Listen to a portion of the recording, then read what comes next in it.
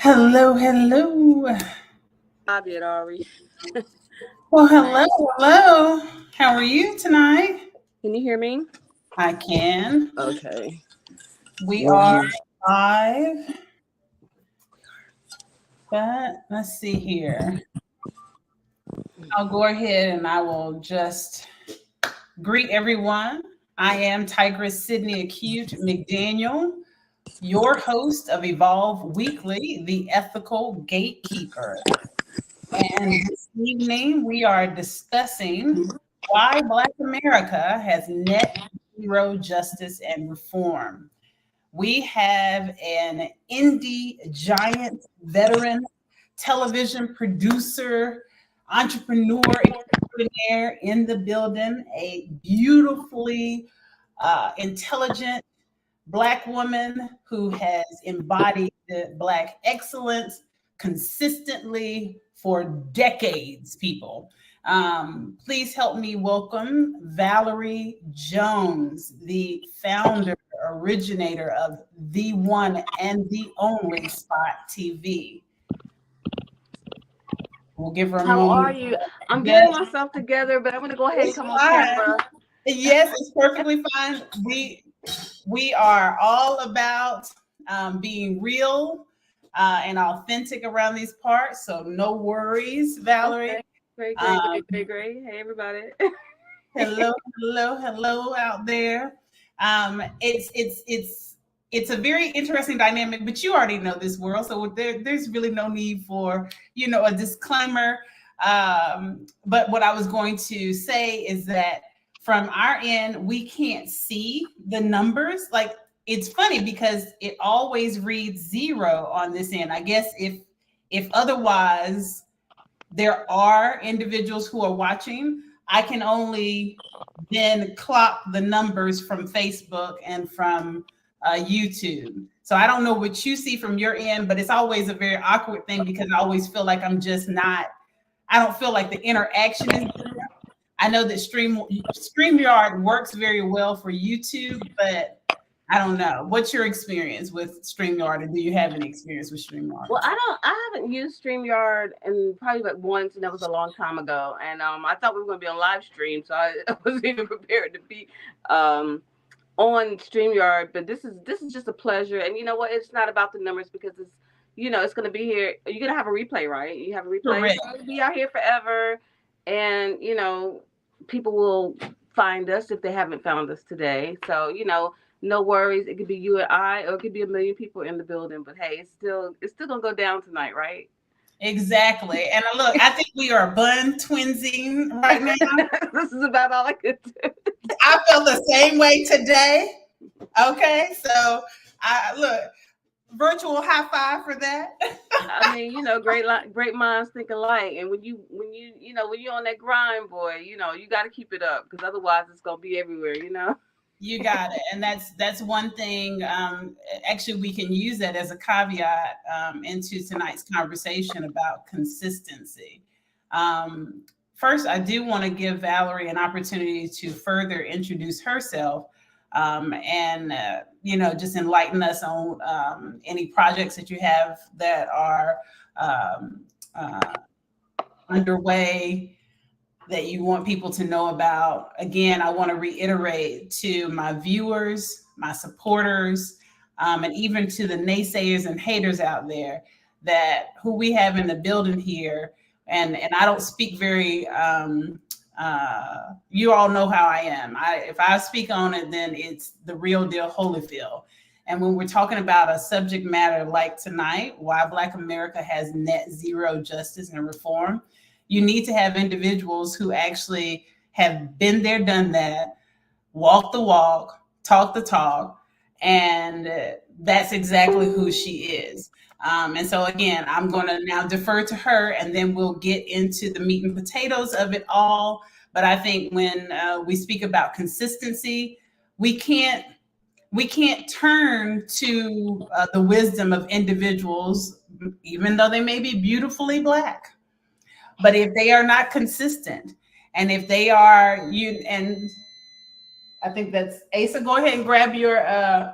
You'll see just how real this is, Valerie. My viewers are very used to this. I try to be very, very authentic in this process, to show people that you can be professional and informal at the same time, still get things done. And that's another thing that we're going to have a discussion about with regards to how we balance Black America's plight and the weight of the world on our shoulders, and everything that we have to do in Black America, just in our daily lives to survive, like we were talking about last night, and assert our rights and assert our justice and reform. We can do both. But again, I'm going to go ahead and defer to Valerie Jones for a moment and give her an opportunity to share whatever she would like to share. And then we will begin with the conversation about Black America and justice and reform. Well, I just want to thank you for giving me the opportunity to join you on your platform.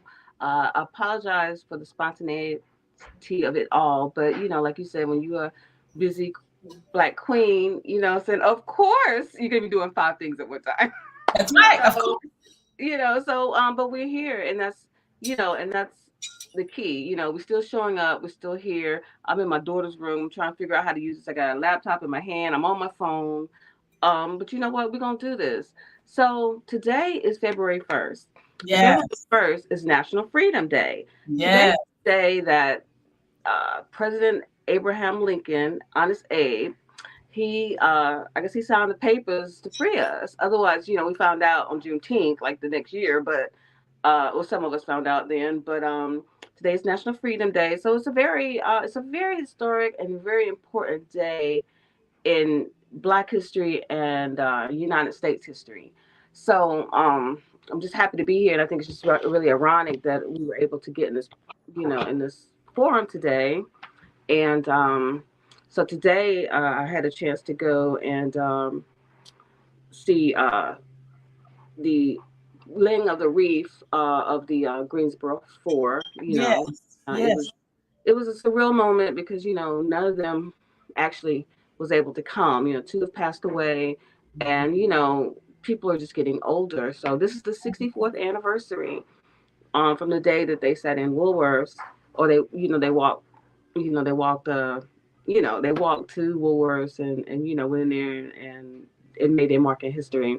So 64 years later, we're here, and like I say, they weren't able to make it, but some of the family members were there, and a lot of anti-students, dignitaries, and friends and family, and family, and so it was really good to be able to experience that, and I was able to kind of stand in the gap for Jabril Kazan, which is one of my personal friends, and he wasn't able to come, so so it was just it's just a I was just glad to be there, because one day I'm gonna be in a position not to be there, because I mean that's how the world goes. You have the youth, they come in, do their thing, raise the families, and get older, and it's a process, and if you're great, if you're lucky, you get old.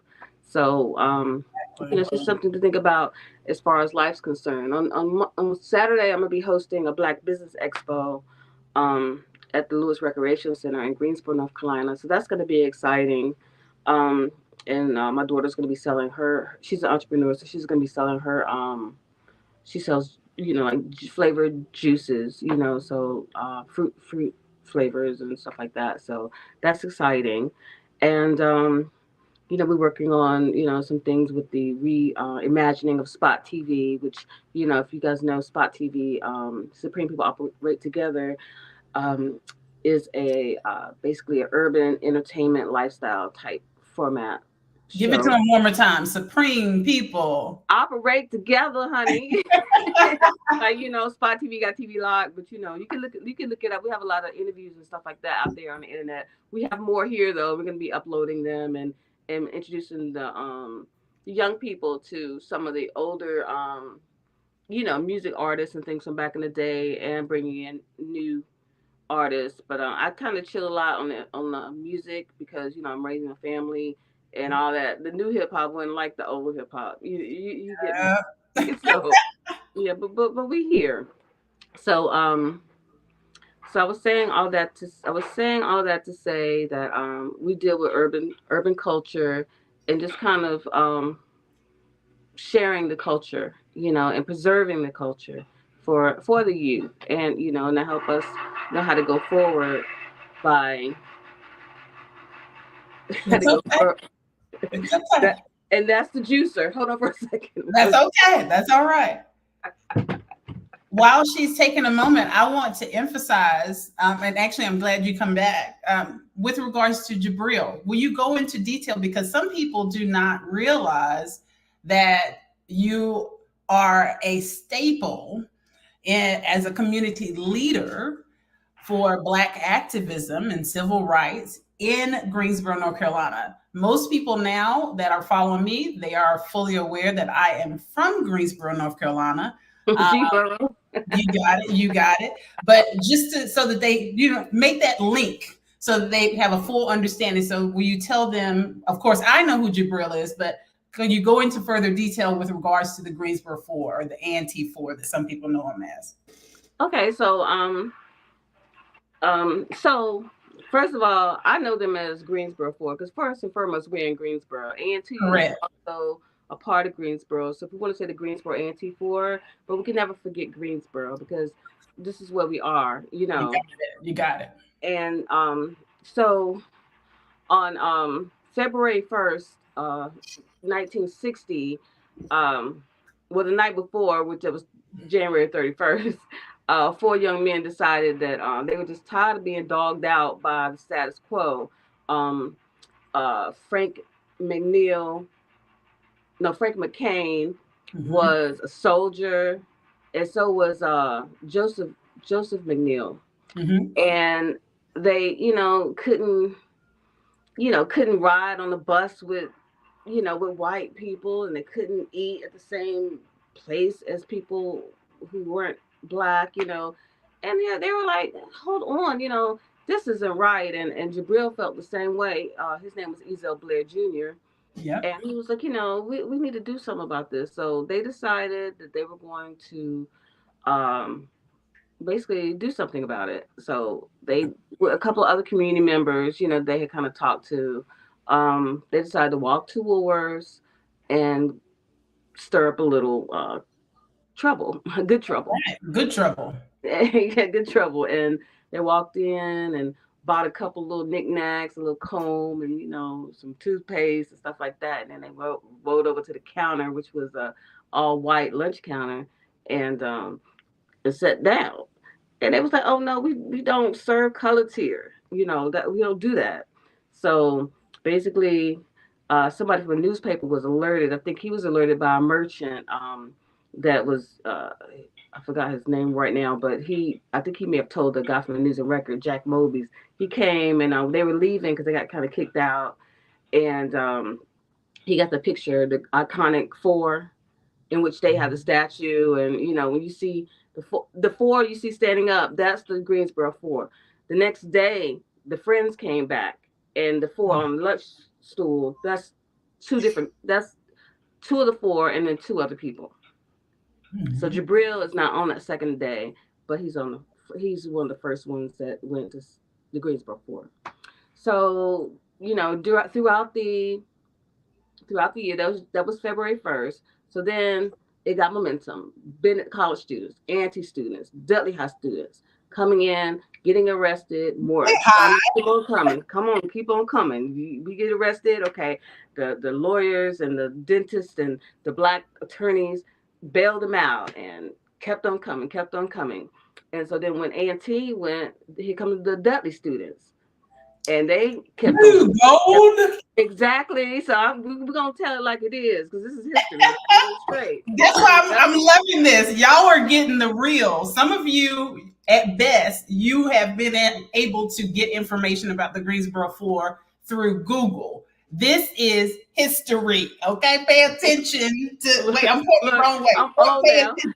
Yes. Look, I'm an old historian now. No, that's not you're far from old. Like you said, wise. It's a we are lucky to be able to grow wise, and we are still beautifully youthful. So continue on, my queen. Go ahead. And look, I told my daughter to bring me some lipstick. She didn't even do that, so I'm just going to. It's okay. It's Me. okay. This is me every day. So the on April 1st, they had some sort of negotiation. They sat down, and I think they was kind of coming to terms with the situation, but students kept on, kept on sitting in, and I think it was at July 25th. I think the first person was served, and I believe he was there today. His name was Mr. Best, and he was the bus boy at Woolworths, and they served him first, and he was the first person of color to be served. I guess anywhere, as far as Greensboro or the Woolworths Corporation, but it was a struggle, but a lot of laws were changed, a lot of things were changed, but the city is it's good that we're doing this today because I'm not trying to be funny, I'm not trying to be controversial, but Be funny, be controversial, please. but like now we don't have, well, we're starting to get more black businesses since COVID, I'm not gonna lie, but a lot of us felt like, oh, we're good enough to eat with the white folk now, so a lot of black businesses closed down, the black restaurants, the black um bread and breakfasts, the we call it bread and breakfasts now, but the little hotels and businesses that serve us in our neighborhoods, we were able to go over to another neighborhood and be served, and we were kind of like, our businesses kind of died down, and black business is the pillar of Yes. the black community, because Yes. if you don't have any businesses in your neighborhood, then your kids won't have anywhere to work. Doing the summer part time after school and stuff like that. They don't have any mentors to say, oh, being an entrepreneur. That's why entrepreneurship until recently was kind of looked down on. Oh, you work for yourself. Well, you work for yourself. And see, me, I work for myself because one, when I worked for the TV station, I mean, they didn't give me the credit that I deserve, and they didn't give me the hours that I needed. Like when black people work, they make you work crazy hours, like afternoons and weekends when you're supposed to be with your family, or early in the morning. So entrepreneurship is really important, and when we were allowed to sit in and be educated, I believe it kind of broke down our structure as a close knit community, and it kind of gave us like, oh, the people with the more education and more assets were able to, oh, boom, I'm going over here, I'm going to do this, and I'm better than you because I can eat over here at S&S, you know what I'm saying, and so it created, it's kind of like doing stuff and not really having a plan behind it, because they really, and I don't want to act like I'm downing what they did, because what they did was excellent, but the force, in hindsight, um, it, we could have had a plan a little bit better. See, we don't. Sometimes they plan all the time. They plan. Consistent. Before there's a meeting before the meeting. It's a meeting before the meeting. You got it. Yeah. So and the meeting before that meeting. Yeah. So we, when we come together, I don't. Sometimes we're not set up like that. So the way we are set up is a little different. So trying to come together in that type of setting, sometimes it might not mesh. We might not mesh with the ideas. So one person wants to be the chief, that person wants to be the chief, and we can just sit there and operate together and kind of, everybody has a say, but basically, not saying that who's right or who's wrong, but we all have an idea that we all should respect each other of what the next person's idea is, because it all basically comes together. But basically, I'm saying all that to say, we need black businesses, we need black leaders, we need black people in office, we need you know what I mean, we need black lawyers, because they stick together, and we don't know where to stick sometimes. Say it again. We don't know where to stick. Yeah. Sometimes.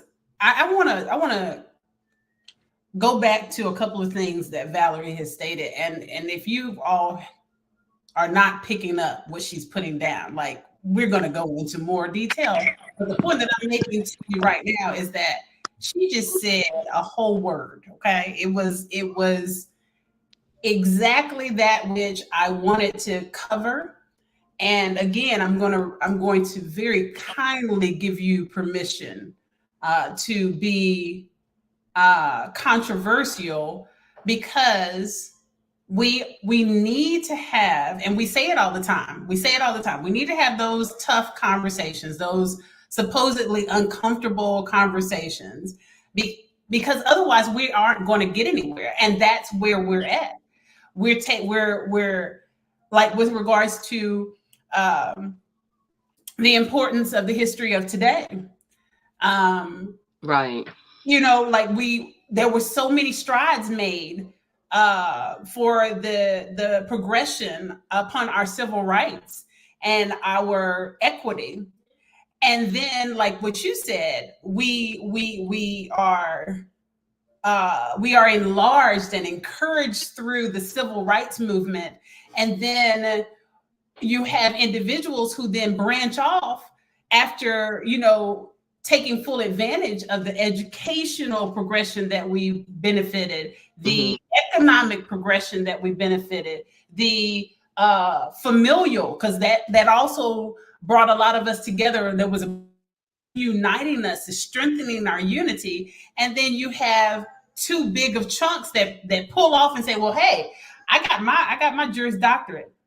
And I now I'm invited to, like how they say on the flip side, the white person that can hang with black people, he's invited to the cookout. Yeah, right? I can go to the So it's cookout. like, you got it. So like on the flip side, it's like, oh, I got, when you're talking about somebody, I'm not talking about myself, because of course that wouldn't apply, because I stay at the cookout. I stay at the cookout. But the irony is that there are individuals in our beautiful Black communities, and they got their Juris Doctorate and their medical, doctorate, and they said, well, I'm invited to the picnic. Bye, y'all.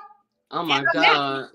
And that's what you're saying, is that it should not be that it's like, oh, okay, well, now I'm invited to the picnic, and implying that now I can fit in and I am accepted into the elite Caucasian communities where I would not otherwise have been accepted. And now I'm just going to enjoy the benefits for myself. And y'all just gonna have to get it where you get it. Like, I got it where I got it. So now you gotta do that. But that is not the reality for all of us, to be able to get through all the hurdles that it takes to achieve and obtain a doctorate degree. Not even sometimes with a master's degree, like what you're saying, even as it relates to owning a business and being able to have that business thrive over the years. If we're not supporting these Black businesses, and those Black businesses are already stigmatized by the general population under these Caucasian or racist white ideologies. And so it's looked at as a lesser than business. It's not going to be as professional, or they're not going to have as quality items, or maybe the food will, how they associate all soul food is going to be unhealthy, and all these too salty. Right. So you have all these stigmas that go along with it.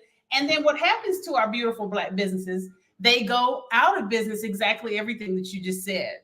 So, or not knowing, and also like not knowing how to do business. Not knowing how to do business based on not getting that training, because we're not taught how to, even though, like back in the day, like, all my ancestors, that's what they were. But they knew how to count. They was just about their business, you know what I'm saying?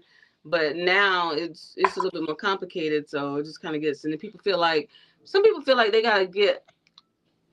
have to buy a whole lot of stuff. We were talking about that last night, how to buy a whole lot of stuff, get a whole lot of stuff together in order to be, compatible, or comparable to other businesses and things of that sort. So I'm over here looking and trying to find the stream on the laptop. Okay. How do you find the stream? Go to YouTube Oh, it's on YouTube. Uh-huh. Go to Okay. YouTube on, so see Tigress Run. I'm gonna put it in the, I'm gonna text it to you. Well, don't, because I'm on my phone. Oh, okay. So then yeah, just YouTube and then excuse me. CSSEE. Uh-huh. Just like see spot run. Okay. Yeah. See Tigress Run. Tigers is with an I. Yeah. Asa, too loud. Go ahead and close your door.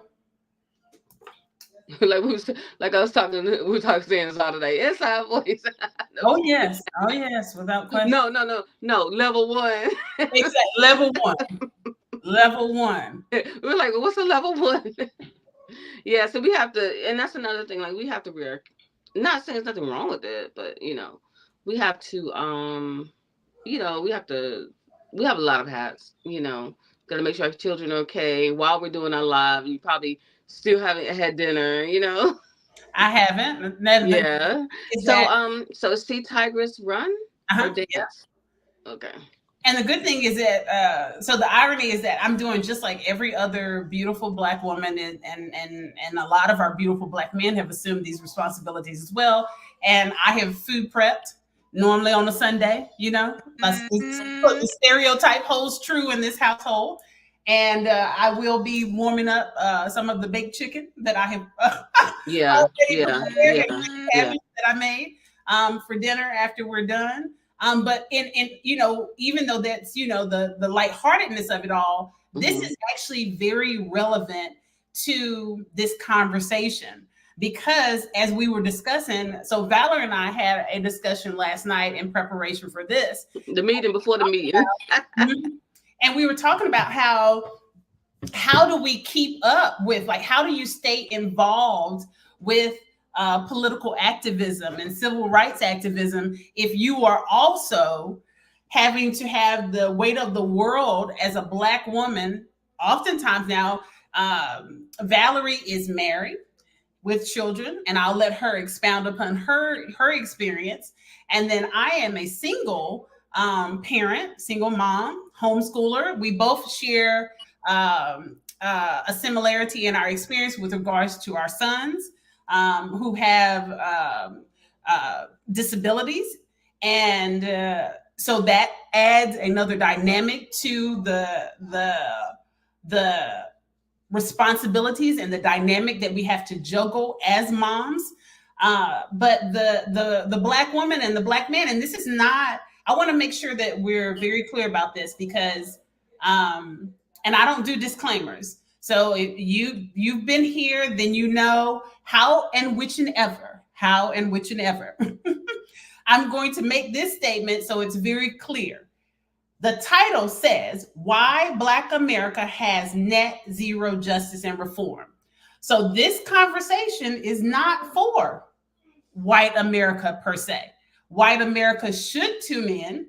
In fact, all ethnic groups in America should tune in so that you are more sufficiently informed about Black plight in America. But do not take this out of context with regards to our focus intentionally on Black empowerment. Okay. And this is Black History Month, and I intended to start it off with this conversation for this reason. But basically, so getting back to that, how people are often wondering, okay, well, how do I get involved with the political activism? How do I stay involved when I am working two jobs, if I'm a single Black mom parent, or if I'm in a two-parent household and I am happily married and my husband and I, but we're still he between his schedule and my schedule and the children's sports schedule and everything that we want them to be able to do, how do we do both? And then how do we make sure we get to the polls and vote? And how do we make sure that we are sufficiently informed about the best politicians to vote for? How do we do all these things and make sure that we're not having net zero justice and reform? And for those of you who are not familiar with the term net zero, it basically means this, that you take 7 steps forward in the right direction of equity, justice, and reform that we need. And then something happens where you take 8 steps back or 7 steps back. So that basically means that you're right back at the point where you started and you're no better off than when you started. Right. That's what we need to stop, because that is where we're at, and that is called stagnation. We're not getting anywhere at all. So what is what are I guess, since I touched upon your life experience, how is it that you, Valerie, can, and I know a lot of people, they say these things about Black women that's a trope about us. And not only is it a trope, but there is some accuracy with regards to our efficacy in being able to be many things. What? So I want you to talk about being many things and being still impactful, so that we can continue to inspire Black women to not give up, even Black men as well, to not give up and to stay involved, and how you can do so in a creative manner through your business or through whatever other means. So I'll let you, expound upon that. Okay, well, first of all, I am a woman of faith. You know what I mean? Because I feel like, you know, like like Hebrews, I believe it's 11:1 or 1:11. It says, now faith is the substance of things not seen. You know what I mean? And I know, I always know that at the end of the day everything is going to work out. You know what I'm saying? So we, when I walk, whatever I do, even if it's not going the way that I feel like it's supposed to go, I know that it's going the way that God has it to go, because I know that God works in mysterious ways. So basically, everything is going to turn out. I always say, as long as everybody's alive, everything's going to turn out fine. It's in any situation. Because like you were saying, at at 28, I had my son, and probably when he was about 2 or 3, we realized that he wasn't. Well, he had started developing, and then I think he started regressing, and it turned out to be autism, basically. And I never really talked about my son having autism a lot, because I felt like, first of all, it's his business. You know what I'm saying? So it took a long time for me to even like come out and say, like, tell people. I wouldn't really say it in front of him, but that's a whole show. You know what I'm saying? But when you have a child with special needs, that's another hat. I went from being, a college student, and then I went from that to being, I guess a mom, and then went from that to wife, special needs mom, and still working, doing my videos and working at a TV station. So that just basically, it's just so many hats, so many things that you have to do. There's so many things you have to do. You just kind of going, and I look back and I'm saying, he turned 25 the other day, and that's just a blur. Like 25 could be 1 year. You understand what I'm saying? It's the way it went. But like I was telling my friend, and this is gonna sound really weird, we time travel. Um, People don't realize we time travel, because a memory is a time travel, a dream is a time travel. I could sit and think, I could think about, like remember the fact when I met you, the fashion show. I still have that video, Millennium Fashion Show or something like that. I can go back and remember that. So with me going back, remembering that. Wait, look, tell the people that she can dance. A lot of people like. I mean, we talk about models, supermodels. Supermodels. Supermodel, but go ahead. Yeah, look, that's her other life. Y'all have no clue. But that's time travel. You can go back and and so then I guess when we have these videos, we're kind of keepers of the time, because I can go back and show you a video from 30 years ago. You get what I'm saying? And a lot of people can't do that. So that's kind of like, that's kind of a I don't know, it's kind of like a position that God has got us in, to be a keeper of time and history. Like we were talking about the history aspect. But it's just, I don't know, it's so much, it's complicated. This subject that we're talking about is and justice reform. And I try my best to stay out of the courts. I swear to God, I try my best to stay out of court. That's one thing I always try to say. Like I have, I took some law classes, entertainment law and things like that, boy. But I never thought that 2023, I can't even count on both hands how many times I went to court. Mm. And I went to court so much that I can name superior judges by names, clerk of courts, judges. I didn't have about 5, 6 lawyers. I can name them by name. District attorneys, assistant district attorneys. I know what they look like. I know what they, you know what I mean? It's crazy. But you never know why God put you in a situation. You know what I mean? Because, when it first started, like, I didn't know anything about the law. Now, I mean, my aunt had a dream that I was in law school. Mm. Well, what did I made a statement last night, but go ahead. Go ahead. You go ahead because I just have I to get. look, I encourage her to go on to law school. Go on. Go on now. I but I'm just gonna be an advocate. Yeah. Because I don't like stuff like that because we're supposed to live in a perfect world where we have justice and what do they call it? They say equal representative under the law. This is liberty and justice for all these phrases that I just grew up saying. I mean, I can look at the dollar bill and all these and it's saying all this stuff, but when I'm going into the courts and I'm looking, You don't see it. You don't see a yeah, representation of it, do you? I don't see a representation of it. I see this lawyer and this lawyer. They fight in the case and they leave. They laughing on the side. They, high five. Oh, I saw you at the game last night. How's the kids? Da da da. It reminds me of the cartoon where the guy is going out trying to hunt was it a fox, Elmer Fudd, and Oh yeah. Mhm. yeah, and they out fighting all day, and then they leave and they put they whatever and go and clock out and then they cool. Mhm.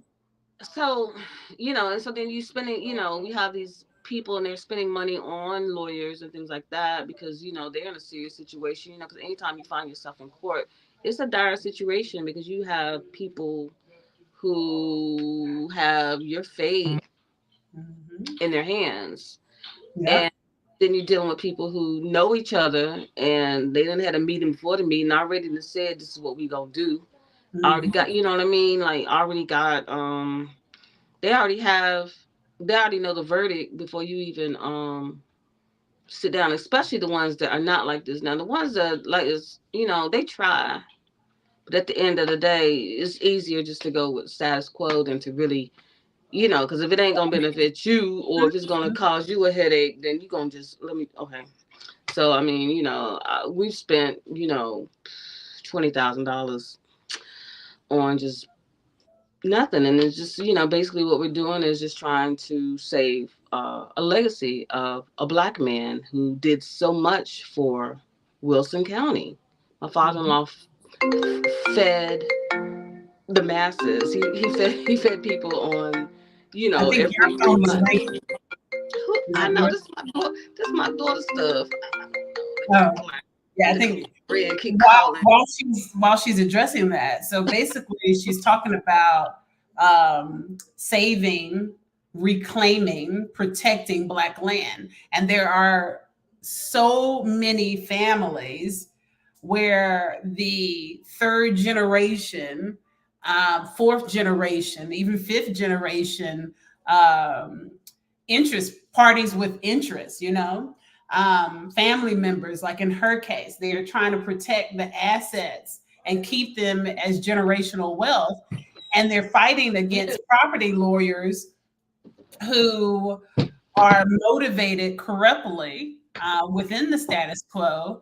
And what she's referring to is that they would much rather go along with the go along and the good old boy system than to actually uh, authentically and aggressively represent them to ensure the protection of their rightful owned property. Right. That's what she's referring to. And as a new lawyer, and not licensed yet, But as a new lawyer, that is one of my biggest gripes and has been even while in law school and before. I've spoken out about this a lot, is the backdoor deals or the Mm. country club and cocktails type of mentality that too many of the lawyers or licensed attorneys have, and with judges as well. Excuse me. And the problem that comes along with it is not cordiality. Yes, there is a requirement to be professional and ethical, and I'm a good Southern lady, even though I got Brooklyn in me, real Got bad. Brooklyn in the house. I got Brooklyn in me, real bad. Um, it there You want to be pleasant. Pleasantries are definitely good professional conduct. But when you go from when you cross over from pleasantries and being cordial to this complacency and complicity with the status quo, that's where it becomes a big problem. And that's where justice and reform cannot be attained if that is the case, because that means that there's not ever going to be a black lawyer who's going to be authentically and resolved in his black or her blackness and make sure to assert the will of black America, even if it's incrementally through cases like what Valerie is experiencing. Go ahead. But see, the thing is also is that we have something called general statutes, we have Mhm. laws, and we have stuff that's already in place. So if I come to court and there has been a law broken or a statute that has been broken, Mhm. then that right there should be enough to that's why the statute's there. That's why the General Assembly goes and makes laws. So we have this. We have laws against elder abuse. We have laws against fake power of attorneys. We have laws against fake deeds. We have laws, honey. We have got laws dealing with earnest money and buying houses, and there are laws in place. But I guess if you For know fraud, your for family.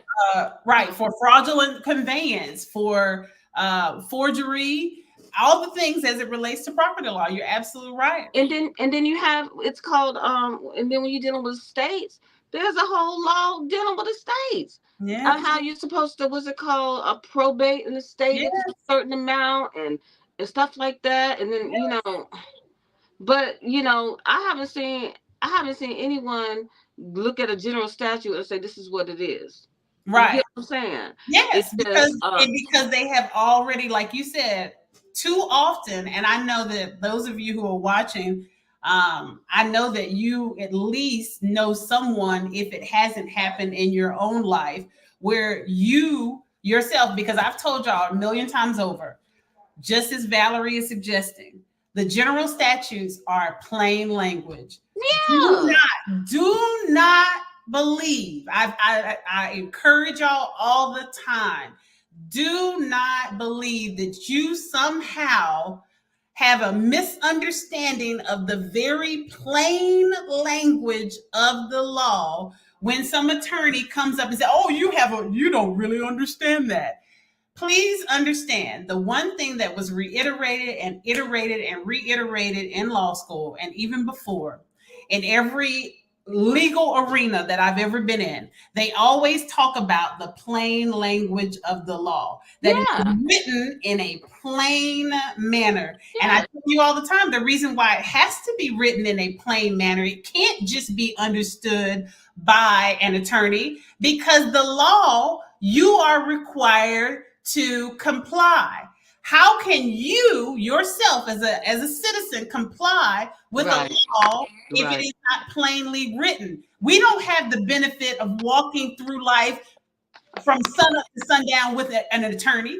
We can't Right. afford that. That's not, none of that's realistic. And Right. and that's not what it's meant to be. Just like what Valerie said, you have statesmen, because it was not ever supposed to be high level intellectuals that were elected into office who then wrote all these fancy academic Right. dissertative statutes. In It's Latin. supposed to be written plainly Right. so everybody can understand. Go Yeah. ahead. Yes, someone with a high school education, elementary, whatever. You know what I'm saying? And all this stuff is old. It goes back, but then when you really look at it, when we say the stuff goes back, then we look at it's going, well, does this just not apply to us as a people? Is this just not apply because it was written while we were enslaved? Does this even apply to us? Because from what I see, is it's not it doesn't apply, it doesn't apply to us. It doesn't even, I don't care what your economic status, because I mean, we ain't talking about poor people right here. We talking about people who paid taxes, Right. who paid a lot of taxes throughout the years, who donated to all of these political campaigns and went all over the world and thought that they were in a position that they made it. But at the end of the day, here people that you feel like you was close to, that you was dragging with you all over the world, just because they Caucasian or lawyer, now they coming back and robbing your very grandchildren of their inheritance, of their legacy. Because to me, it ain't about the money. I can get money. It's about the legacy. It's about my great, great, great, great children. Not even my great, but my children, my grandchildren, going to the courthouse and looking through, because I've done it, and looked through the folder with their grandfather and grandmama name on it, and see that this person died and didn't have nothing. That's a lie. Why would you even try to put that on somebody to say that they died penniless? You get what I'm saying? I do I completely. don't care what you want to steal or all this and all that. It's principle. It translates into the self-worth of us individually as Black people in America, and It's then legacy. and collectively. So if we feel like we ain't got nothing, and that's the reason why reparations is so important. Right. If we feel like we don't, we can't even have land rights, something so very simple. When you're talking about common law, not even Yeah. statutory law, Yeah. Yeah. natural law, Yeah. land ownership Yeah. is such a very fundamental principle Right. that it predates the inception of America, right? Yeah. Yeah. And so when you're talking about and that's the same plight of Native Americans or, indigenous tribes. The whole point here is that if racist white America or predatory white America is not even willing to acknowledge and defer to our rights of land ownership, and not try to come in and be predators and rip it from Yeah. the lineage that it was attached to. Yeah. Take it away. Those things are very denigrating. That's a Yeah. very denigrating process. That is very oppressive. That is it takes away the self-worth and self-confidence of an entire generation when you do things like that. So I completely get it. Uh, mm. Go ahead, Val. Me, I walk. I don't walk in the flesh. I walk in the spirit, Right. and I know that whatever it is. I know that basically there's a higher power, and there's laws to this universe, the way this thing goes. So as long as you know that the universe is working towards the greater good, and sometimes things have to happen to you in order for it not to happen to someone else. You know what I'm saying? Because like I have a voice. I don't use my voice. I really think my throat chakra has been compromised. But I'm trying to work on that. But I And have a here's voice. why you're here. Yes. That's what I'm saying. I mean, that God. I already see God pulling me out of that and bringing me to bringing me to where I'm supposed to be. You know what I mean? Because the ancestors, they didn't come this far. They didn't bring me this far, to leave me. You You get got what it. I'm saying? They have a plan, but I'm so sorry. I don't know why she's gonna make Oh, juice. you're fine. You're I fine. was like, you supposed to You're start. fine. This is a great opportunity for me to interject here and say that being timid is not of our ancestors. I know that, individuals will say, because there's two ways to look at the saying, I am not my ancestors. You all know how I vibe. I am my ancestors. Yeah, yeah. Their wildest dreams.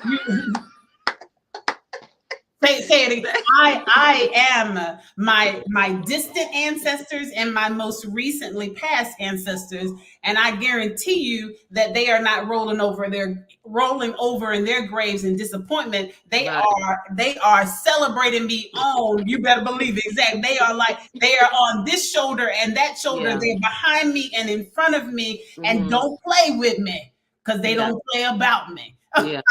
Yeah. I mean, and when I tell you that, we're starting this conversation, but this conversation is not going to end. And I Right. don't know how many people watching this, but I know the right person is going to watch this, and it's going to see what we do is we light a match, and it causes a spark, and You then it sets a couple of blazes. You You got get it. what I'm saying? Because we already in a time that things are going to change. Yes. The abuse of power is over. Yes. People think that they're not being seen, But but they are. people see you. Well, you know People what? see They're also, Valerie, what's also happening, like in my case, I just posted about that today, and I've been posting about that pretty conspicuously. The biggest unveiling of the public corruption is that you see when someone and someone's groups of people Mhm. uh, conspire and they carry out acts that are fraudulent, Mhm. there's a record that is established. Paperwork. You got it inadvertently because it is legalities. Mhm. Because of the nature of law, they cannot affect you. Even if you wanted to take a property from someone in a fraudulent manner, there still has to be a record of it. And eventually that record is going to be seen. Someone's going to come across it because the nature of property law and the nature of the records for properties, eventually someone's going to vet who has the title to this land. That's the nature of property law in and of itself. What is Mhm. the chain of the title? And when that happens and people take a closer look, it's the fraud is going to be seen. And that's what, just like we were talking about last night, and as it relates to let's call it revelations, right? Mhm. Mhm. Like that which Cat Williams has so brilliantly in the way that he can put, everybody on Front Street that needs to be on Front Street, and it's Mhm. not. And he said it. I'm not putting them on Front Street just for the purpose of putting them on Front Street. He said, if there is a platform for lies, why would there not be a platform? Platform for truth. You got it. What? You got it. Come on, Cat. Let me go get my tickets to see him so I can get back. Same. If y'all don't know, I am a Cat Williams fan I've because always been a fan of his. I never seen him in concert, but I always had mad respect for him. A lot of those comedians, you already know, but I'm a good judge of character. oh yeah, I'm a good judge of character. Uh he seems to be a stand up dude. But yeah. listen, like we February 1 in, all the stuff that's happened like in the month of January, like this year is like, I mean, it's a whirlwind. Like, really, like it's February 1st, and I'm just saying all the stuff that happened in January. I'm just wondering what is going to happen in Next. in February. Well, I'm hopeful, like you said, uh, as it relates to the ethereal nature of spirituality, not so much as like Confucianism or Taoism or anything that some people would think of as kind of like not consistent with Christianity or black Christianity or uh, ancestral beliefs or things like that. the reality is that there are some principles in ethereal thought that just hold true. And I do believe that this is a time of reckoning. And I believe the reason that it is because so much has occurred. It's like you're piling up this mountain of nonsense. And it's like a spiritual Jenga, if you will. Mm-hmm. And the more that you stack on this fraud and corruption and deceit and lies and toxicity, it is going to inevitably collapse. And it's going to collapse upon itself. And when it does, it's going to show all the players Yeah. who was on the right side of justice, who was on the wrong side of justice. And I believe that that's what's happening. And there are a lot of people that believe that this time frame, either astrologically or spiritually, based Both. on whatever their belief systems, It's both. It's both. It's both. It's both. I agree. Mm-hmm. I agree. It's I'm a both. firm believer that I have spoken out about this. Whereas definitely I was raised Christian, and you all know that I'm also of Haitian descent by way of my dad, Brooklyn, Nyack, New York. I didn't even know that. Yeah, Haiti. But the reality is that I don't believe that any one religious, body of thought is 100% accurate. Like I believe that there are valid components in every religion, and the irony is that they do parallel, if not overlap, most religions. And I believe where they do overlap, that's where we should pay attention, because that is very likely what is consistent and factual. You see what I'm saying? Because it does overlap. You can't have 10 different ethnic groups around the world that are not associated and they're supposed to be completely separate, have the same experience or the same spiritual thought process, and it not be valid. Does that make sense? You agree with me there? Yeah. I'm thinking the same thing in my head while you're saying it. It's kind of like DNA.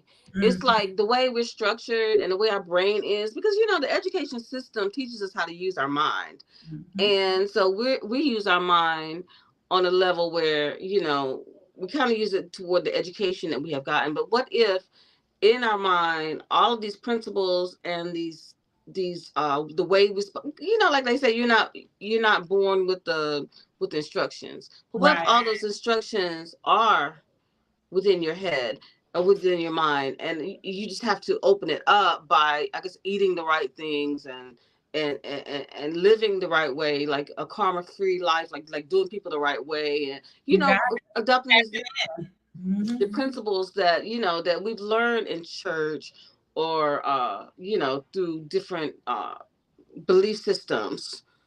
Because I mean, at the end of the day, when I always say, everybody says, they teach you in school that 1 + 1 is 2, but actually 1 + 1 is 3. You get what I'm saying? And so it's kind of like educating ourselves, re-educating ourselves, and the constant search. Hold on, let's stop them for a second, because I'm not sure if you all got it out there in the universe. Okay, so basically, what she's talking about is there, and I teach my son this all the time, and this is the joy of being able to homeschool. We've had great moments of epiphanies, and I see these sparks, literal, where his cognition is sharpened. It is so well refined at this point, because he's learning how to cognitively, analyze, and he's not being forced to, to retain and regurgitate. And that's it. Just retain and regurgitate, memorize and regurgitate. So what Valerie just said, actually, you say it one more time, and then I'm going to point out what she's talking about. Okay, y'all? So she just said, go ahead. Well, in school, we learned that 1 + 1 = 2. But actually, 1 + 1 = 3. Okay. And so what she's saying is that the literal mathematical way of looking at 1 + 1 is to add them together and then get a sum total of two things. One apple plus one apple, you therefore have two apples. However, when we're thinking about this in natural law and spirituality, and the wholeness and fullness of the universe and universal principles, how can 1 + 1 only equal 2 when, for instance, mommy and daddy come Mm-hmm. together and they make what? Another life. Mm-hmm. And therefore you have three. Mm-hmm. And that is equally valid. Mm-hmm. But if you are only taught to look at a situation from one perspective, that is closed mindedness, and we cannot evolve through closed mindedness. So I love having conversations with individuals who are enlightened, and clearly we know that Valerie is enlightened, so that you can see that we have to be able to expand our thought. And this actually applies to justice and reform, knowing that you are perfectly designed. You don't need to be a lawyer to assert your rights. You don't need to be a licensed attorney to assert your rights. You don't need to be have any degree to be able to um, uh, assert your uh, contribution to elevating Black America. You Mm-hmm. don't have to sit back and just allow, because a lot of us now, and you tell me if you agree, and I guess we'll go until 8:30. Is that okay with you? That's fine. Okay, so We get comfortable. okay, let's really get into this part of it, because a lot of people are missing the mark in this regard. A lot of people feel like, okay, well, if I don't have a degree like Tiger, so if I don't have a JD, I don't have this, or if I don't have a business like Valerie and I don't have the smarts or the natural intelligence, then what can I contribute? You can contribute your time. You can contribute volunteerism. You can contribute by even as simple as not denigrating another Black person in the space of Black empowerment. You can do something as simple as attending, for instance, Valerie's Black Expo. And we were really, really, this is why I loved coming up in the hometown that I did, and the independent network of Black entrepreneurs. We were ahead of our time, honey. Yeah, really were. And then at the same time, we were right where we were supposed to be, because this was the birthplace of the civil rights movement. So of course we had the spirit of our ancestors, this, this confidence, this resolve that was deeply rooted in us. And so we didn't question whether or not we were good enough to do something toward Black reform and justice. We just did it. Yeah. And this is where I wanted individuals like Valerie to be on my platform to show you that you can do these things. And I'm always out there saying, no, you can do it. I have so many people that say, well, Tigress, but you speak so well, you can handle it, and they listen to you. No, they'll listen to you as well if you stand in your power. Yeah, because when you say power, and I'm sitting there thinking, like, I've been thinking a lot about sisters, mothers, grandmothers, aunties. I'm gonna tell you something. To me, in the community, in the family, the most one important thing that we do as a mother is nurture and feed. So I don't care how much education you got. I don't care how many businesses you have. I don't care what stage of politician, whatever you are. If you can't cook a meal, if you can't feed your family or yourself, then you really, at the end of the day, you'll find yourself being useless. You get what I'm saying? Now the black woman, we gonna feed you. You get what I'm saying? So even if Big Mama ain't even finished the 10th grade, Big Mama gonna feed you. And at the end of the day, that's the most important thing. Now, after you eat, now you gonna feel like you the bomb and bump Big Mama. But when you hungry, where my plate? Where my food at? You get what I'm saying? So we all have a place. You know what I mean? And after that, then we're gonna need somebody to clean up. So, we always look at the person that's cleaning up as they just clean up. Oh, but if they wasn't cleaning up, you'd be living in filth. You will live in filth, you will live in bacteria and dirt and disease. We just had COVID. I was looking for people to clean up, like just the clean up people and the people that fed you.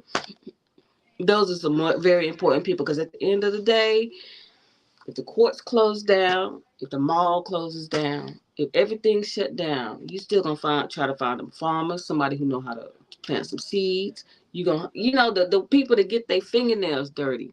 You get what I'm saying? The people who we look, we don't, but status quo looks down on. You can't say another day. The end of the world come. You can't eat no iPhone. Right.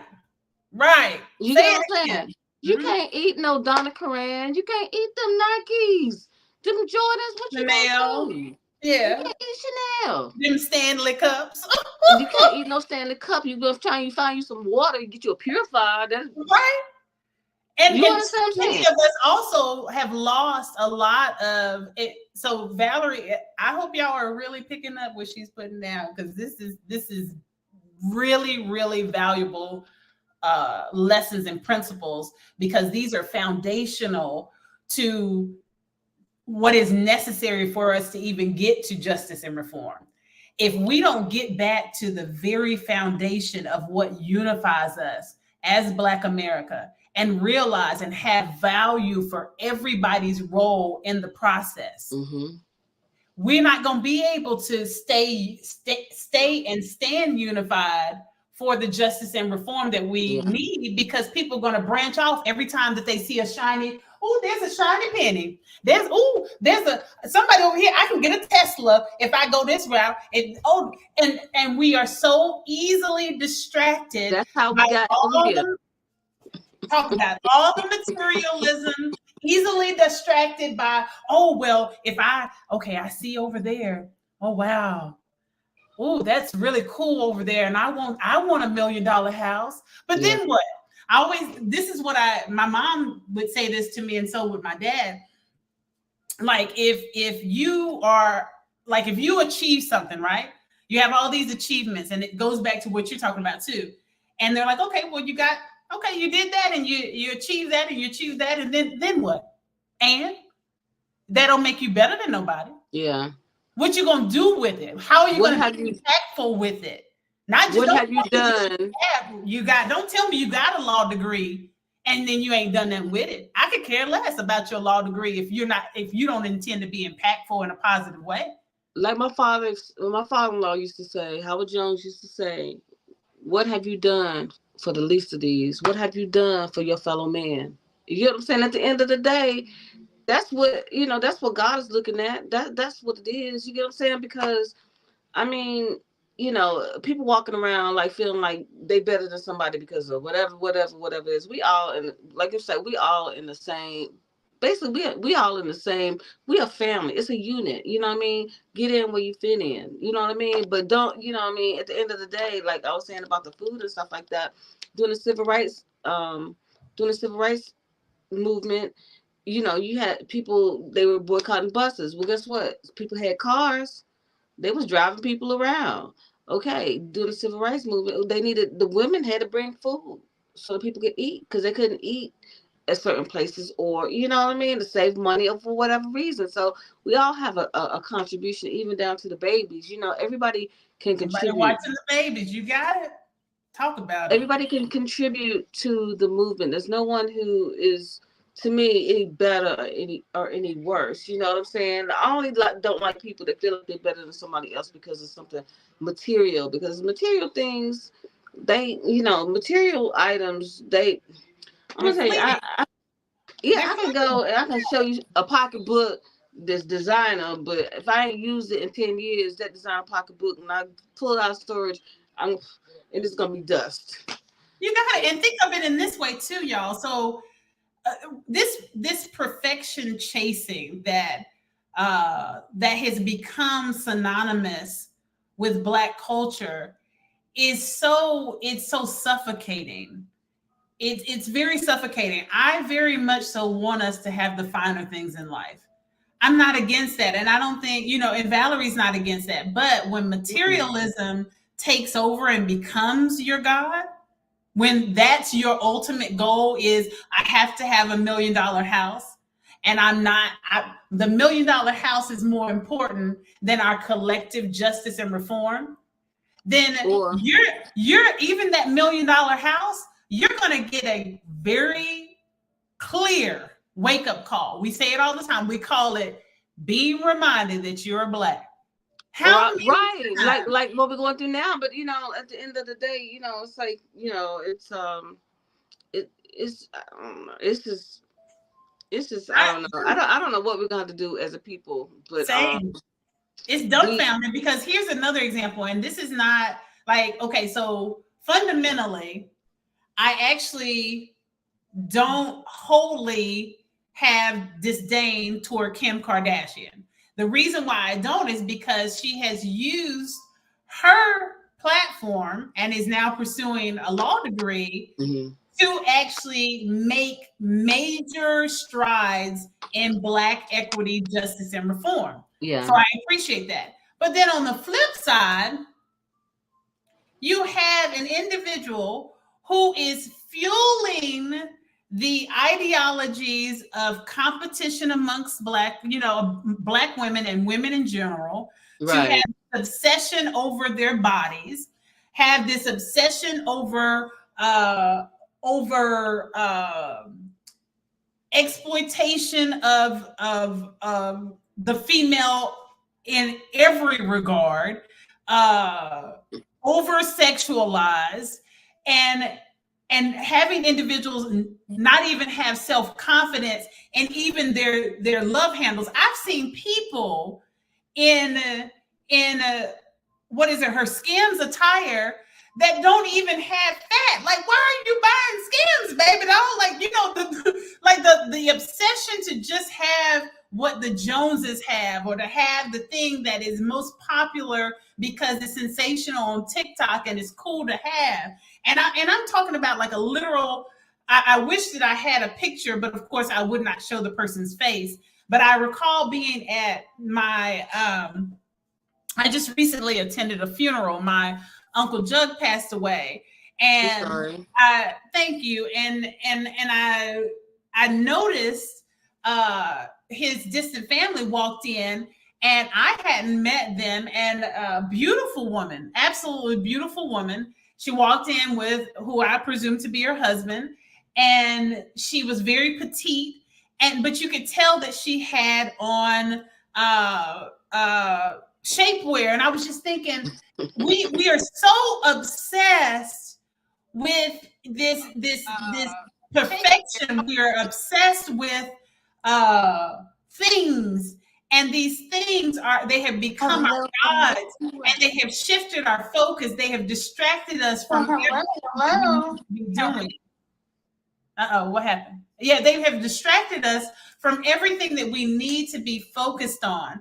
And my thing is, I would not be attacking it so hard if you did both.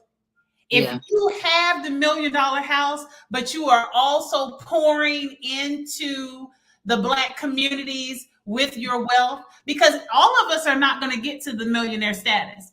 All of us are not going to have, that extra income that we can throw back to Black justice movements and civil rights activism and help in that regard. Not all of us are going to attain that type of financial success to be able to donate to political campaigns to outfund the corrupt political campaigns so that we can actually get in office.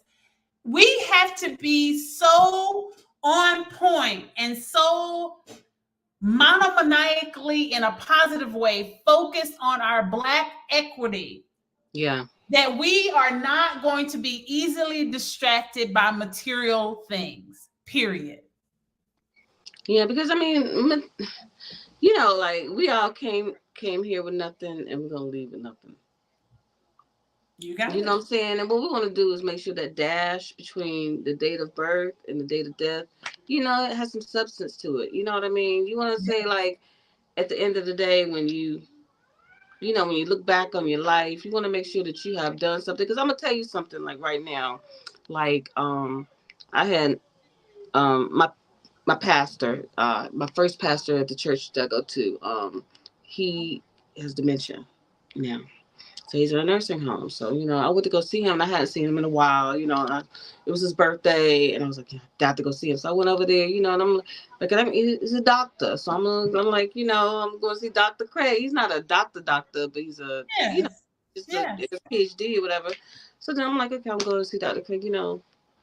But at the end of the day, they calling him by his first name. They ain't nobody respecting the title, and he's in there like everybody else. Ain't nobody taking no better care of him than they are anybody else.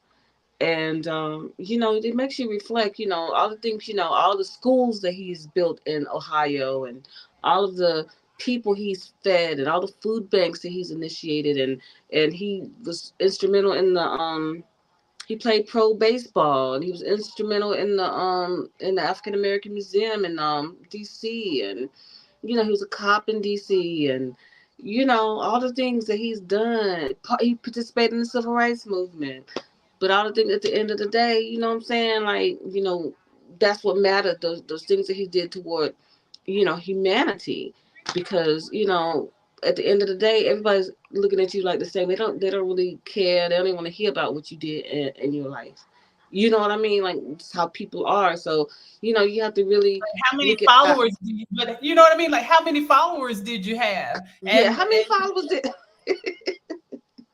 But God has showed me that, like I was recently taking, my whole, I've had a platform on Facebook, because I got it when I was doing promotion, and I was pregnant with my daughter. She's almost 18 now. So I've had my Facebook page for 18 years snatched up. I had a Twitter page snatched up, because God is saying, look, go to the public. Don't worry about no internet and no followers and stuff like that, because in a twinkling of an eye, your followers could just be, taken away. So what's their substance? You know what I mean? Like, what you go out in the community, do people in the community know who you are? Have they seen your works? Because honestly, a good quote here, a good quote there, a selfie here, a vent post here, really, I mean, really, what is that, doing for the and community? that's why it was so impactful. Everything that you've like we talked about last night.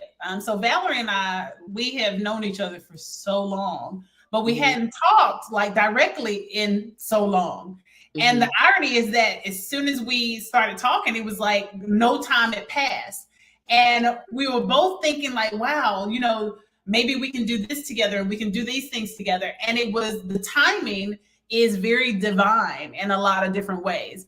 And then to not have, because none of this has been scripted. I need you all to fully appreciate that this is unscripted. yeah. And I know that you think she's very eloquent and Tigress is eloquent. So you're like, oh, well, they had a conversation last night. They had this big plan. No, we are like minded and have been consistent on the focus of Black empowerment and enlightenment for decades.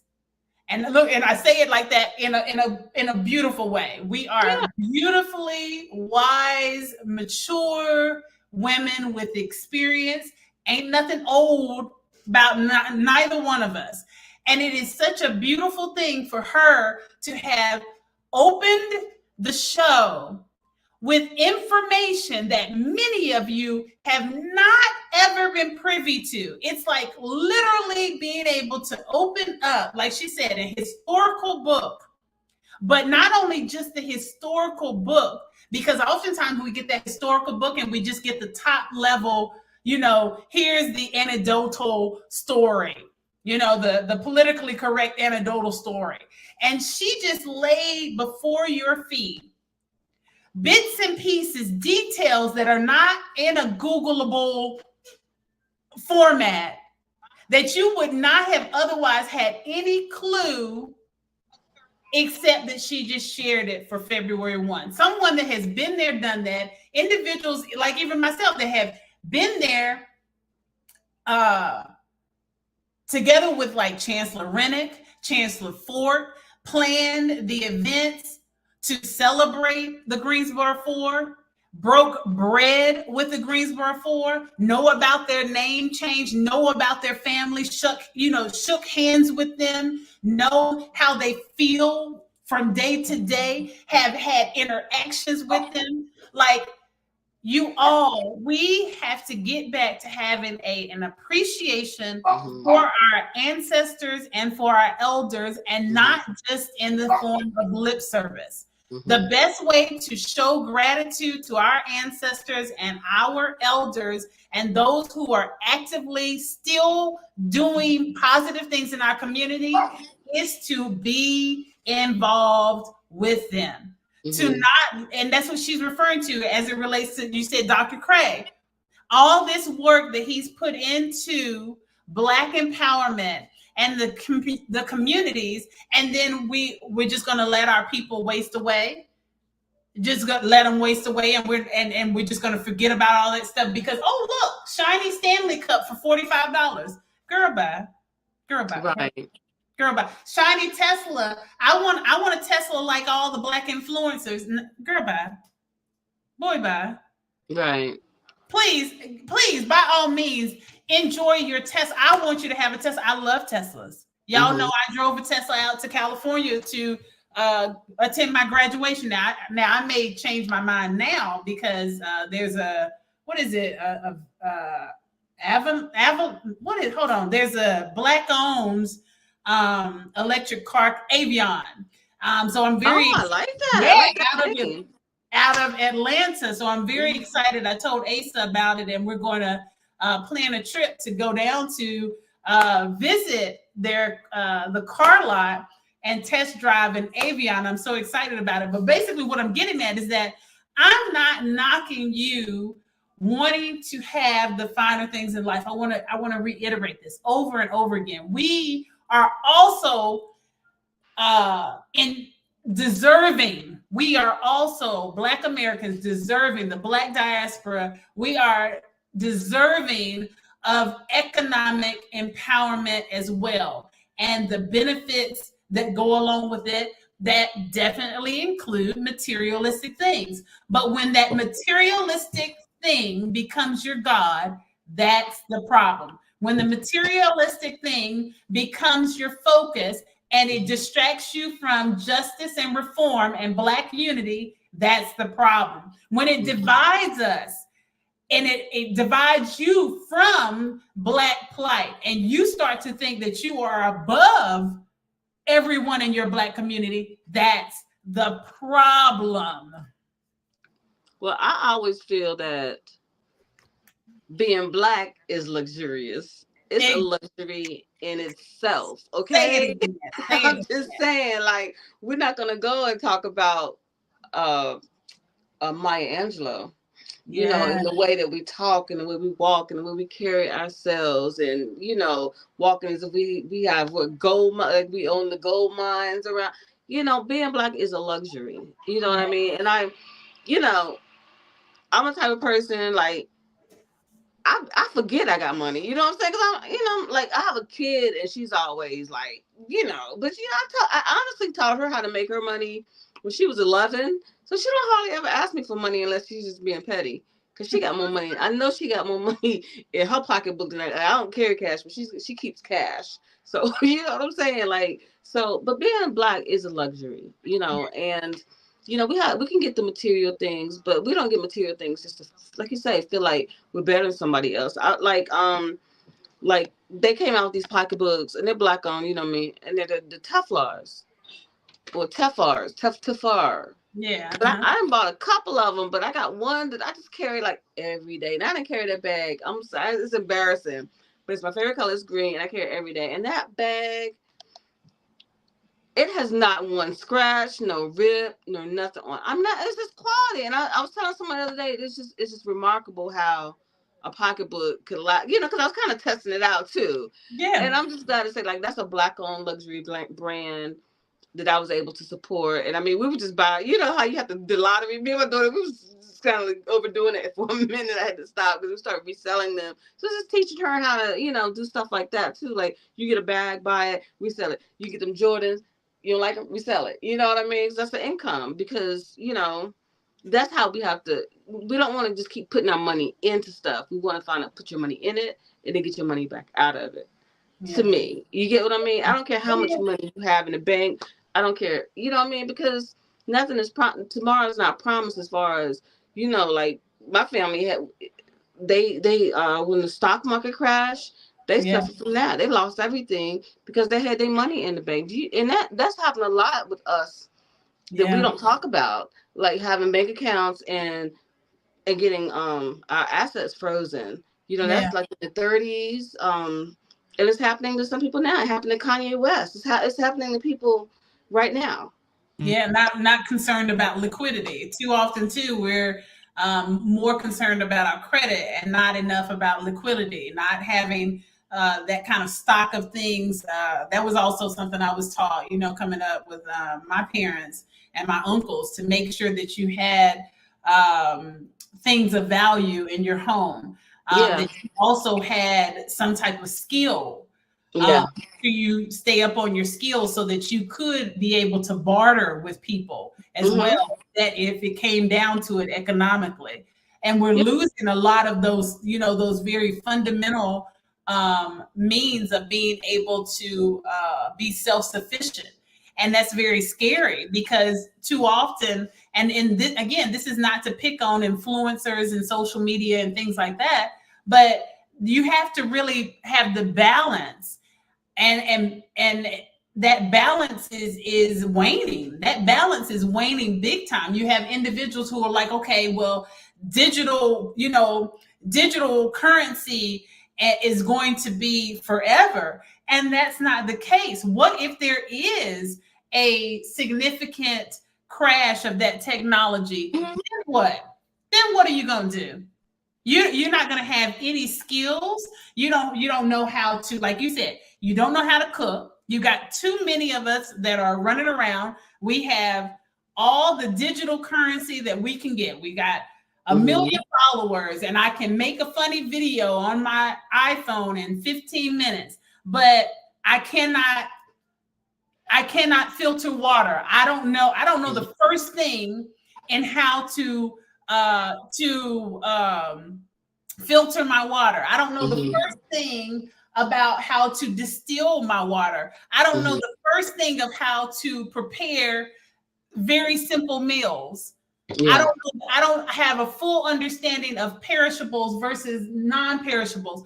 I cannot survive outside of the technology that is social media. Mm-hmm. And that is a problem for not only Black America as a total, but it's Mm-hmm. also a problem for us when we're talking about justice and reform. In reform, yeah, because I mean, you know, justice really starts at home. You know what I mean? Because like you have your mom's favorite or less, justice who's gonna get the bigger piece of chicken. You know what I mean?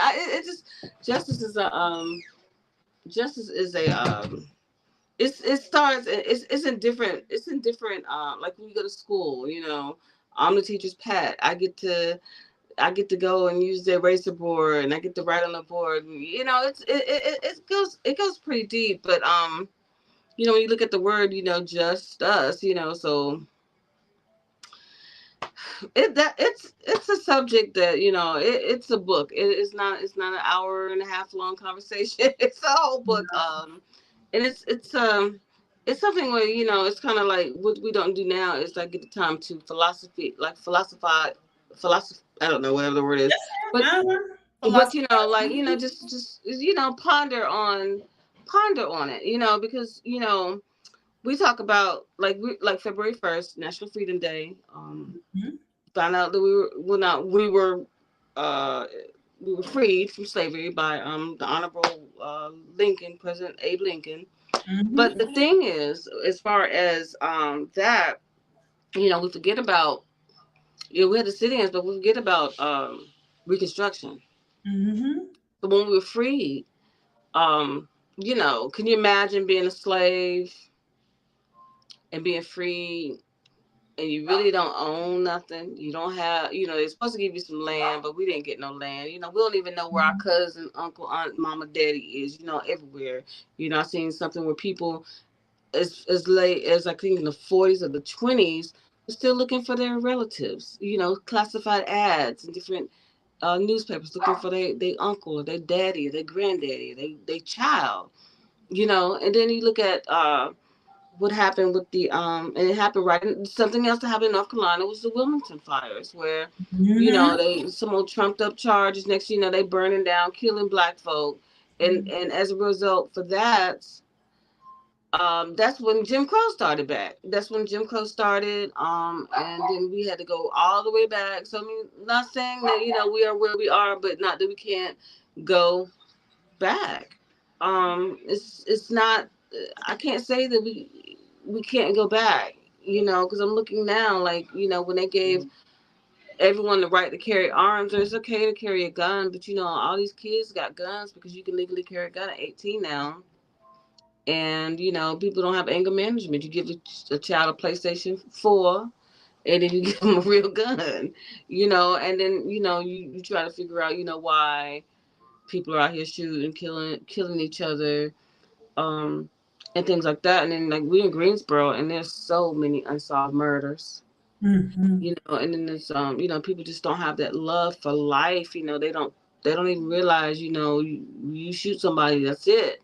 And it's the caring. You don't have that empathy for people. It starts young, because like we were talking about the materialism. Like when my daughter was coming up, the best years was the years before she found out about them Jordans.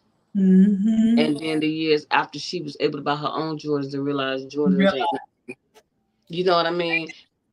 Valerie, everything that you just said, beginning with justice starts in these nuances of your home life, and then it continues on. And everything that you just said, I think we can sum up as healing in our Black communities and approaching justice and reform from that perspective as well, because we cannot achieve justice and reform. And another reason why we have net zero movement with justice and reform is exactly what you're saying. Not all of us feel like we're getting the equal benefits of the efforts in justice and reform. And we're dealing with all of the emotional hurt, the generational injuries that that we've suffered, like property, like what you're saying, having property stripped from us, having Black farms taken from us, not dealing with racial prejudice in the workplace, racial prejudice in academic institutions, not even in employment, everyday work, not being able to get the same salary, still having to go to the grocery store or to Starbucks or to Goodwill and have someone subject you to racism and disrespect. And so all these things are happening, and a lot of us are trying to manage those emotional scars and still move throughout this space called life, and still try to be impactful, and still try to stay plugged in and encouraged to even want to fight for justice and reform. Yeah, it's a like you said, we won't be able to conclude this conversation, and of course that was not the intent. I do want us to continue this conversation. This is great. This is great, though. I mean, this is a conversation that I have a lot of stuff in my head, Tigress. I have a lot of stuff like I just be thinking, I just be having stuff, I just be wanting to say it, but I just be in my head because I really don't, I don't really get on, I don't really do lives and stuff like that. I have a lot of stuff in my head, but I just don't. But when you really look at it, at the end of the day, when we talk about justice, God is the judge. You get what I mean? Our creator made us, knows exactly our heart, knows what we do, knows us from, God, the plans that he has the plans for your life, knows what you do, knows what's going on behind your back, in your future, and can intervene with whatever's going on. So we do have a higher power here that, to me, that's the judge, because he tells us not, we can't judge lest we be judged.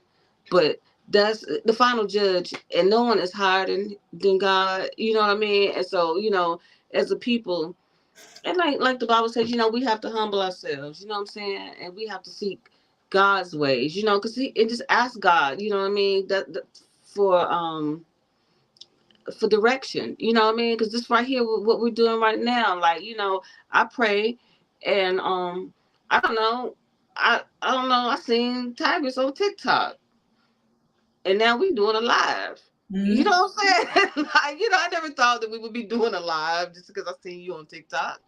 You know what I'm saying? Like, it's just, God The puts people. alignment, the Yeah, alignment. God put people in alignment.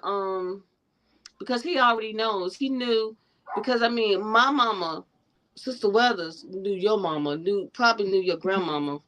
You know what I'm Mhm. saying? Yeah. So this goes back a long way. But Mhm.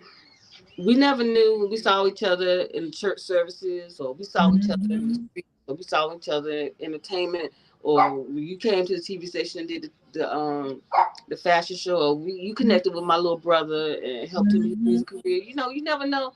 What? We didn't know that we was gonna be sitting on. We didn't even have none of this back then. And just so Pompey, her little brother, rest in peace, rest in power. He actually produced two musical tracks on my album Underworld. And so you'll hear more about that because we've been discussing some things behind the scenes. This will not be the last time you all see Valerie.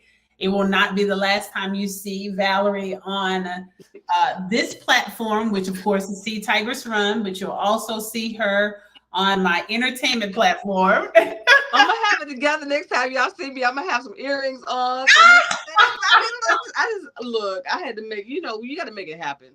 Look, well, We something was was on time. right. Something definitely aligned because something told me. I said, you know what? Because normally I too would at least like I would have maybe my hair down or like I told you I definitely we don't do pomp and circumstance here for sure. Right.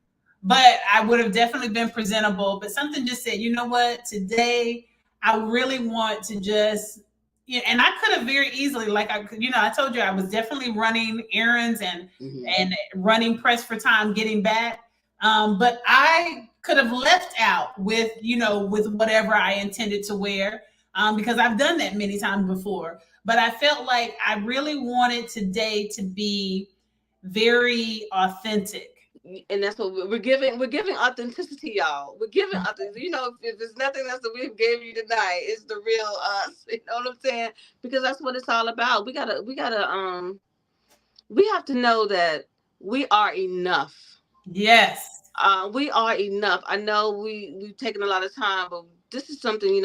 I was talking to Tigers last night about how we feel like we got to get this, we got to get that in order to do something that God is calling us to do. We got to do this, we got to do that, we got to do this. No, whatever that God is calling you to do, you have whatever it takes. You have whatever it takes. I was looking at Usher, and I think he was on the Shay Shay show, Shay Shay, whatever. But he Mm-hmm. was on the Shay Shay show, and he was talking about somebody. I don't know who it was, Michael Jackson. Somebody was telling him that he could sing. Well, Usher, baby, don't you know you can sing? You've been singing since you was a little boy. So, I mean, Right. how is somebody telling you that you can sing gonna make you feel any better? So I'm like, to me, that's a confidence issue. And I'm like, you got somebody who is as big as Usher that has confidence issues. And I think about how, we're working on things, and my husband's like, my husband does the production, and he's like, oh, we need a mic. We need a look. You don't need no mic. You got a mic. You know what I'm saying? Whatever is the content that is coming out your mouth is what's important. The quality of your audio is good, but a regular mic is cool for right now until Mhm. you work up to that. So you are enough, people. We are enough. I know our confidence because we always like, we buy self-esteem. Like we're talking about the bags, the hair, the makeup. Everybody has 50,000 hair products, 20,000 wigs. But you are enough. Mhm. You are enough. God gave you what you need right now to do what He wants you to do. And that's what we own this world for. We're not on here to dance on TikTok. We are here to serve a purpose for the higher power in order to get our people to where we need to be. Because that's what this is all about. It's not even about flesh and blood. It's about municipalities and Mm. spirits that are unseen, Mm. and that's in the Bible. And I felt that. Did you feel that? Yes, yes, I did. I Yeah. we talked about validation, y'all, and we're going to definitely continue this conversation. I think this is a great point to summarize what she just said. Every other culture, because this is what we talked about last night. Remember, Valerie? Every other culture starts wherever they're at. Hmm. We talked about how Jeff Bezos, he started Amazon out of his garage. But we understand it because it's been a generational curse to chase perfection because we were always considered the lesser.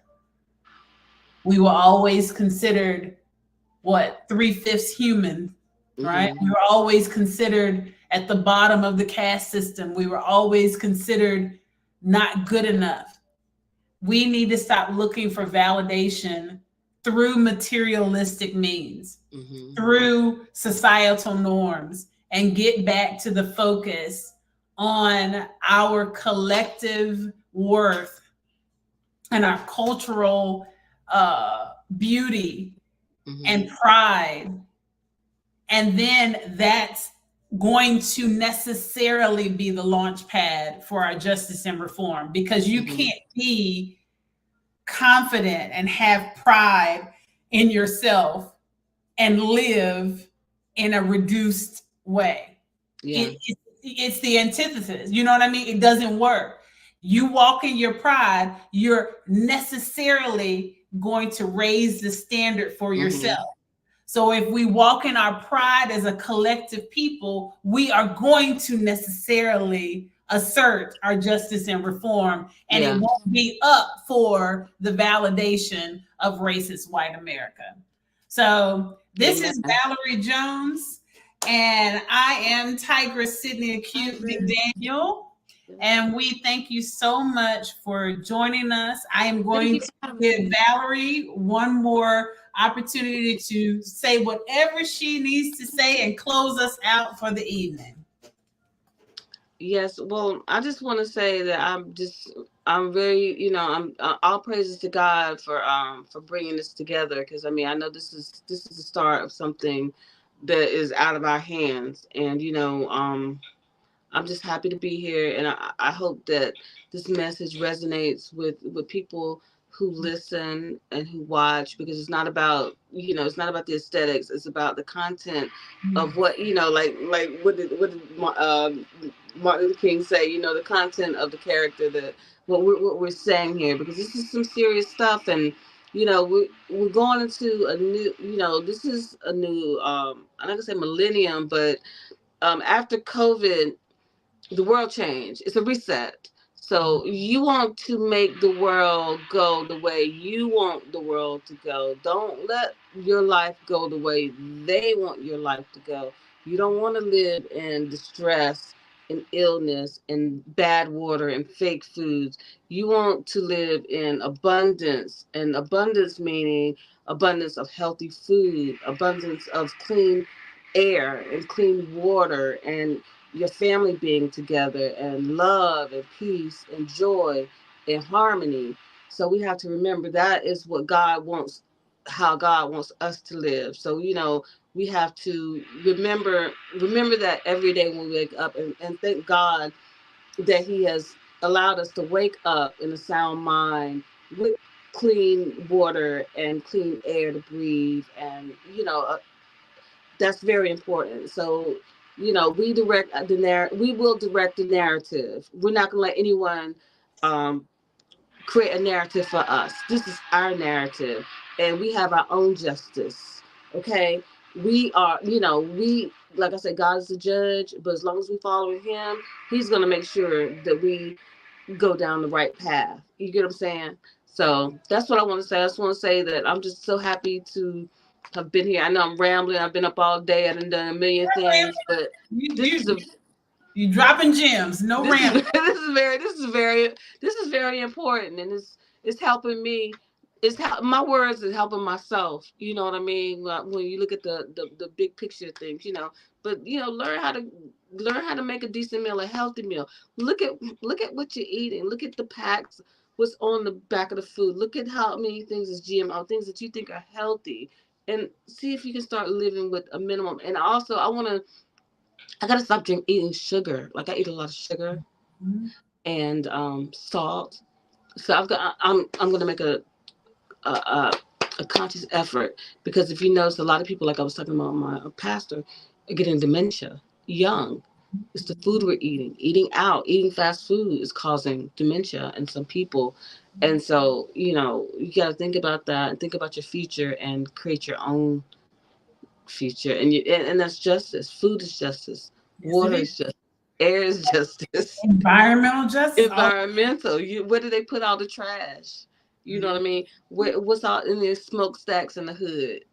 These chemical plants that's in your neighborhood. You see those clouds, those fumes. The stuff that's buried under Hampton School where all the kids played at. And then you find out it was an old nuclear waste site. These are our families. We wonder why our families have these crazy cancers and we don't know why. So all that is justice. So just remember that, when you think about the scheme of things, it's not just about going down the main street to the courthouse. Justice, like we were saying, it starts at home.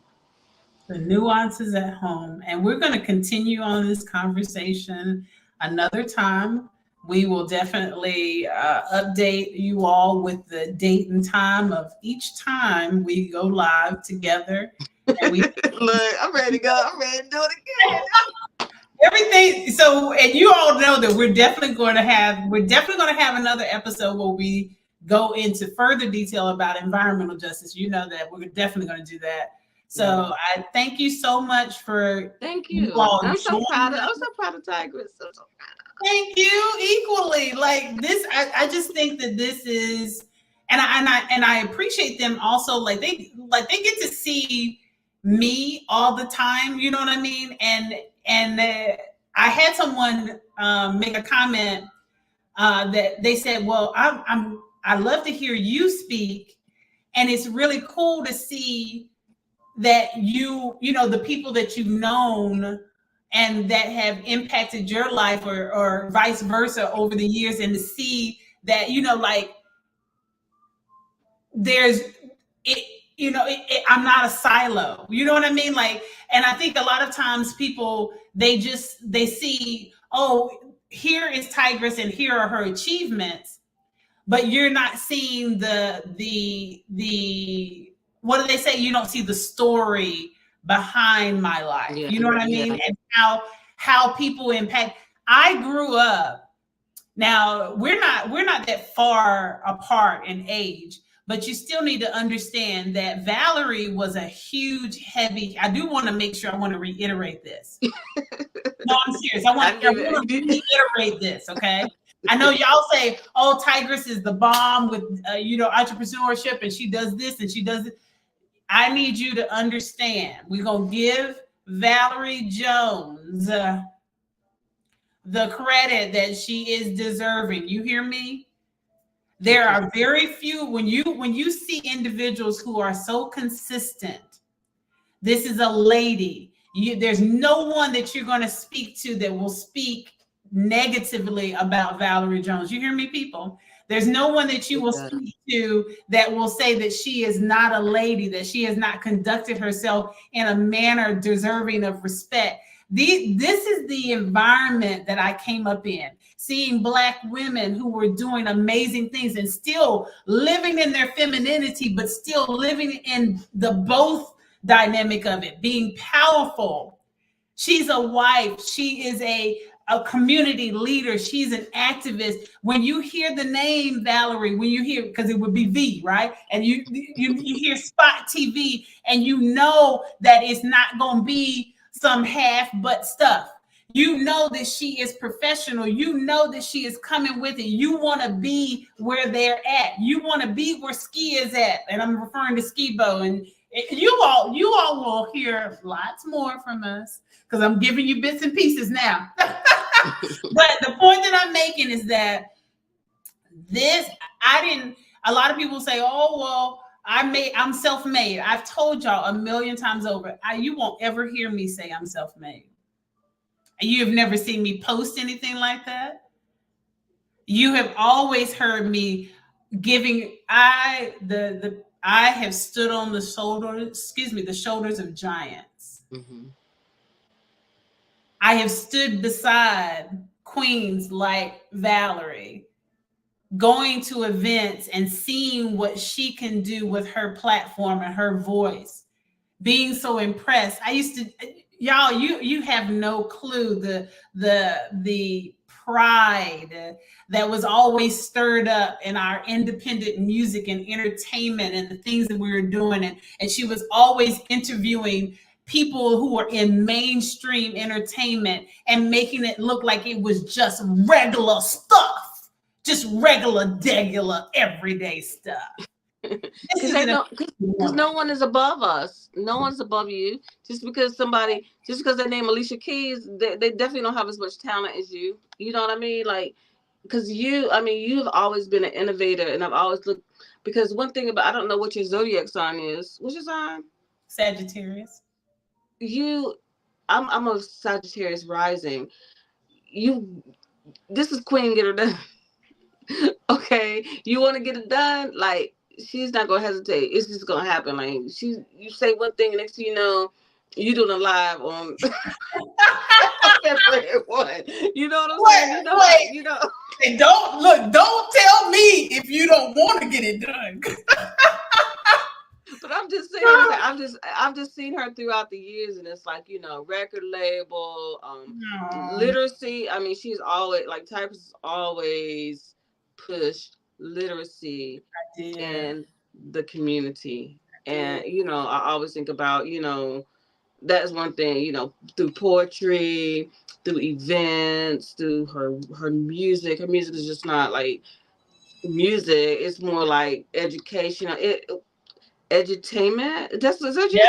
I remember the edutainment and the Eargasm records, and working with the youth, and working with all the working with all the entertainers. Hey, do you remember? Let's see if you remember this real quick, because y'all, and I know we got to get off here, but y'all, do you remember when I called my corporation the Noun?